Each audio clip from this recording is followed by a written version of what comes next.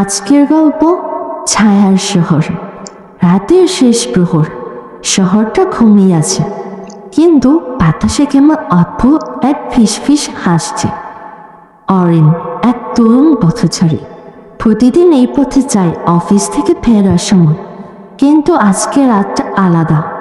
রাস্তার ল্যাম্পগুলো কেমন অদ্ভুতভাবে জ্বলছে, একটার পর একটা নিভে যাচ্ছে, যেন কেউ ওদের নিভিয়ে দিচ্ছে। হঠাৎ অরেন লক্ষ্য করলো সামনে এক রাস্তার মোড়ে একটা পুরনো দোকান, আগে কেউ কোনোদিন চোখে পড়েনি। দরজার উপরে লেখা ছায়ার শহরে স্বাগতম। দরজা ঠেলে ভিতরে ঢুকতে ঠান্ডা বাতাস লাগলো মুখে। ঘরের ভেতর চারপাশে আয়না ঝুলছে, প্রতিটা আয়নায় এক একটা শহরের ছবি। কোথাও বৃষ্টি পড়ছে, কোথাও বজ্রপাত হচ্ছে, আবার কোথাও কারো হাসির আওয়াজ ভেসে আসছে। অরিন নিজের মুখে আয়না খুঁজতে গিয়ে থমকে গেল। ওর আয়নার ও পথে ছবি নেই।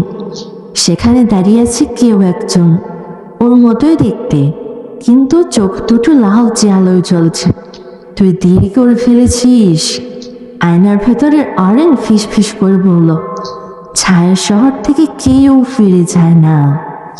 আলো নিভে গেল, আর শহরটা তখনও ঘুমিয়েছিল।